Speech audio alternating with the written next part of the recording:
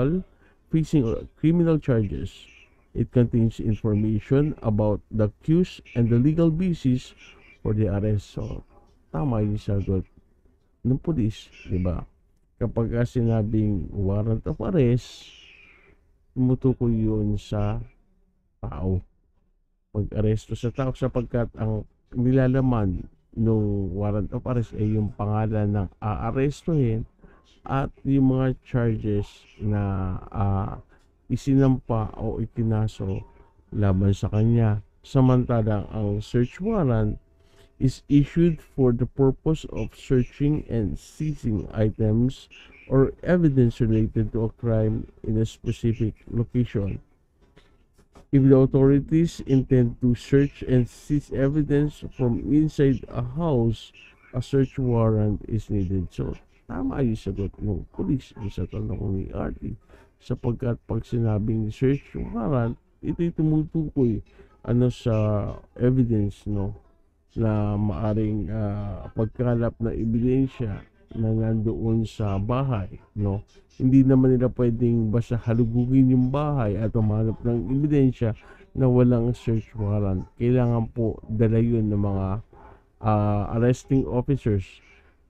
So kung sila ay mag-aaresto at maghahagilap ng ebidensya, matanggi sa warrant of arrest, kailangan din po nila ng search warrant. At sa karagdagang kaalaman na lang, ang search warrant po batay sa Section 10, Rule 126, yan po ay may expiration, no? Ang validation po niyan ay, sabi nga dito, a search warrant shall be valid for 10 days, 10 araw lamang, sapagkat, ano ba ba't sapagkat ito nasabi ko? So, 10 days lang po ang validity ng search warrant. Ngunit yung warrant of arrest po, yan po ay walang validity. Ano po? Sabi nga dyan sa rule or section 6 ng rule 113 ng rules of court, time of making arrest, an arrest may be made on any day and any time of the day or night, meaning wala po siyang validity, hindi kagaya ng search warrant. So tuloy po natin, balik tayo kay Sir, anong difference ng warrant of arrest sa search warrant? Define the difference.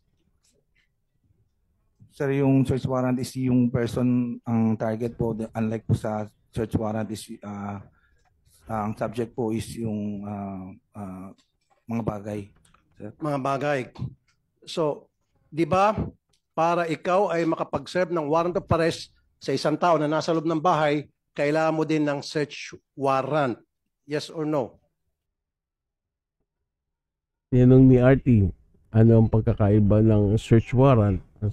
Ang search warrant at warrant of arrest, sinagot ng police na yung warrant of arrest pertains to a person, yung search warrant pertains sa bagay o evidence or thing, di ba? So, ang tanong, ang follow-up question ni RT sa kanya is, di ba para makapag-aresto ka sa loob ng bahay, kailangan mo ng search warrant? Anong sagot ng polis? Sinabi ba ng polis na, opo, tama po kayo. Yes po, tama po kayo. No sir, actually pwede po namin i-serve yung warrant of arrest. Ano man po ang location niya at nasaan man po siya. Sandali. No sir, actually, maaari po namin i-serve ang warrant of arrest saan man lokasyon o anumang oras. Ano sabi ni RT? Naging satisfied ba siya doon sa sagot? Tuloy. Saan dito yung Napolcom? Napolcom, makinig kayo, sir. Nag-call a friend. Saan dito yung Napolcom? Napolcom, makinig kayo Oh, Napolcom, makinig daw kayo kay RT. Okay. Sabi, pinadefine ko sa kanya ang difference ng search warrant sa warrant. Sabi niya, yung warrant is for a subject, a person. Yung search for a thing. Okay ako doon. Now, sabi ko, pag ikaw ay mag-serve ng warrant sa isang tao na nasa loob ng bahay, dapat ba kailangan mo ng search warrant? Sabi niya, no. Napolcom, ano po opinion nyo? So, pinaliwanag ni RT yung sagot nung police, dun sa tanong niya na kailangan ba kapag pumasok kayo ng isang bahay at para umaresto, kailangan din ng search warrant. Ang sabi ng police, sabi niya, no. So ano sabi ni RT? Napulkom, ano ang opinion mo? Pagdating po sa batas, hindi po opinion ang binibigay kung ano po yung nakasaad sa batas. Ganyan po ang tamang what do you call this? Yan po ang tama, hindi po opinion kundi kung ano po yung nakalagay sa batas. Anong sabi ng Napolcom? Your Honor, maraming po salamat. Kung hindi naman po magse-search sa loob ng bahay at hahanapin lang yung taong kinakaukulan na nakalagay naman doon sa warrant of arrest, hindi na po. At Hindi na po kailangan ng search warrant? hindi na po kailangan pansamantala na wala naman pong hanapin sa loob. Hindi na kailangan ng search warrant kung wala namang kailangan hanapin sa loob. Dahil kung babalikan natin yung definition ng yung nakasaad sa batas patungkol sa search warrant, ang sabi doon ay pagkalap ng mga ebidensya na maaaring nasa loob ng bahay o nasa loob ng establishment, business establishment. Yun, kailangan mo na search warrant doon. Pero kung aareston mo ay tao, hindi mo na kailangan ng search warrant. Pero para nagulat si RT doon, sabi ni RT, hindi na kailangan. Tuloy. Yung warrant of arrest lang po ng taong kinakaukulan. So, ibig sabihin, anybody can enter the house of anybody kung sa tingin nila nandoon yung kanilang target. That is very dangerous, Attorney Bernardo. So, ibig sabihin, lahat ng pulis natin, basta't meron siyang hawak na warrant of arrest, pwede niya pasukin kahit na kaninong bahay, kahit na bahay mo. Kasi tulad ng sinabi nito, meron kami information na itong subject namin ay sa bahay ni Attorney Bernardo, pwede ka nang pasukin. Sabi ni RT, that is very dangerous kung ang dala lang warrant of arrest, no?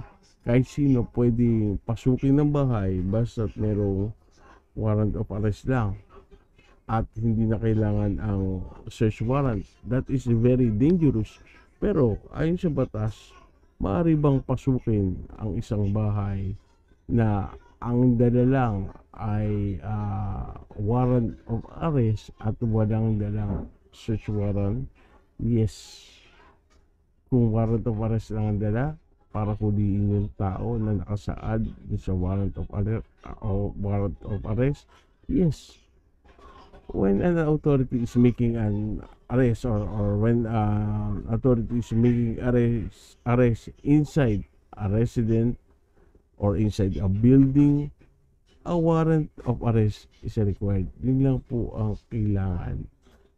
Yung legal na dokumento yun na in-issue ng korte, yun lang po ang kailangan para makapasok ka sa isang establishmento, sa isang bahay. Kung nandoon yung akusado, sapat na po yun na bit ng mga otoridad para hulihin yung akusado sa bisa po ng warrant of arrest. Hindi na po kailangan ang search warrant.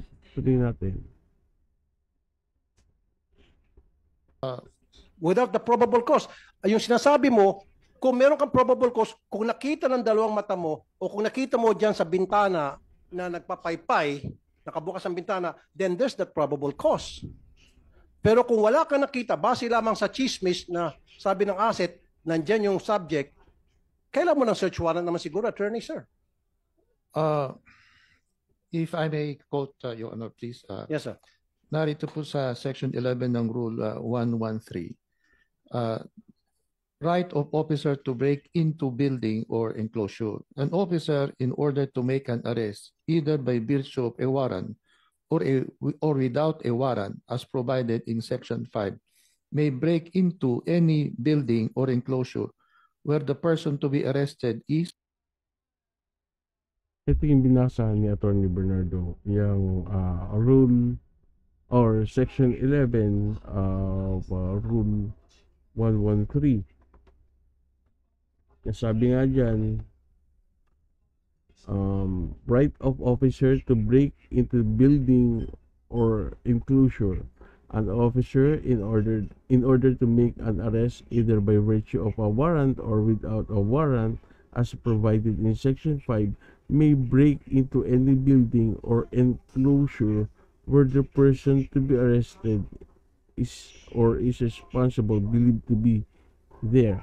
Kung naroon yung tao na kanilang aarestuhin, warrant of arrest sapat na.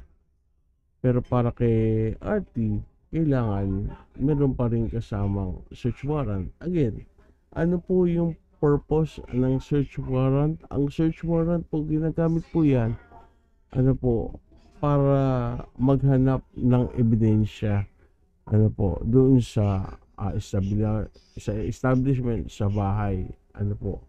Para makakalap ka ng ebidensya, kailangan meron kang bit-bit na search warrant maliban pa doon sa warrant of arrest kung nandoon yung taong arrestuin mo. At the same time, kailangan pag-produce ng evidence, kailangan ng search warrant.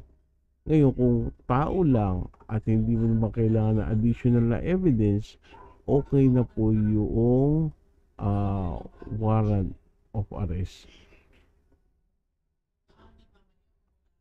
Malinaw po yun. Hindi lang alam kung bakit hindi napapayuhan ng mga staff ni RT, si RT mismo, sapagkat sa akin lang sa mga ganitong mga usapin dapat nai-advise si RT patungkol sa matanging sa pagkakaiba ng search warrant at warrant of arrest, maging dun sa pag-execute noong or pagpatupad ng batas.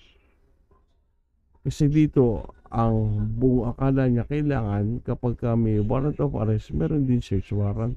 Hindi po ganon. Mangyayari lang yun kung yung tao na inaaresto, matangis sa pag-aresto sa kanya, ay kailangan pa rin makakuha ng ebidensya. Kaya, kailangan warrant of arrest at search warrant. Pero kung hindi naman kailangan ng karagdagang ebidensya, warrant of arrest is enough. At yan ay nakalagay sa Section 11, Rule 113 ng Rules of Court. Ano po? Kaya ngayon, sana ako nagulat dito kay RT sapagkat yung line of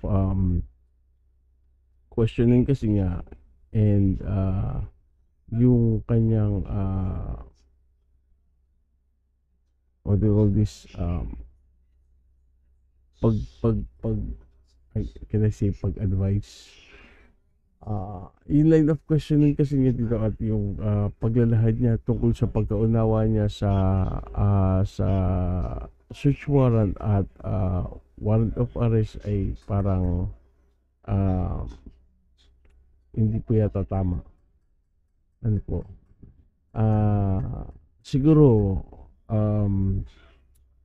hindi ko alam kung paano ko babanggitin to, pero sabi ko nga, issue, hindi tao. Siguro kailangan mag-aral pa para pagka may ganitong mga proceedings, may mga ganitong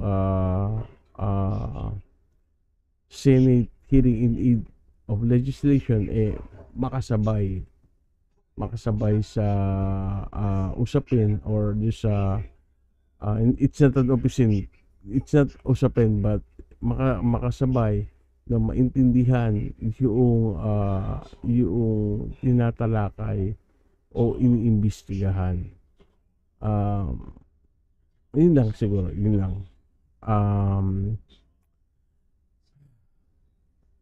Ay nako, wala akong masabi, speechless ako dun. This is the first time na nag-review ako ng RT. Kung mapapansin nyo, kaya medyo nagulat lang siguro ako sa anyway. Ayan, sana po nag-enjoy kayo sa panonood. Para tayo nanood ng sine, no? Panonood. Sana nag-enjoy po kayo. Inulit ko lang ulit, no? Sana po ay nakabahagi po ko ng konting impormasyon sa ating ginawang podcast. Again, issue hindi tao. Yun lang po. Sana, yun lang. Kay Senator RT, konting aral pa or aral pa more. Yan, para at matuto po tayong makinig sa mga pinapayo ng mga staff natin. Para kasi sa ikabubuti naman natin lahat yun, di ba? Kaya nga may mga magagaling yung staff para payuhan po kayo, lalo na pagdating sa mga legalities, sa mga rules of court. Yan, napakahalaga po na malaman niyo po yan, sapagkat kung hindi maliligaw po kayo at kayo rin ang mahirapan in the long run. Yan. Yun na lang siguro ang pwede kong sabihin. Again, maraming salamat sa pagsama po sa aking ginawang pag-review ng video, no. Sana po ay may napulot kayo na konting info dun sa aking i-share at dun sa aking bubituloy dun sa concerned citizen na nagpadala no link na yun. Maraming salamat sa iyo. Ayan.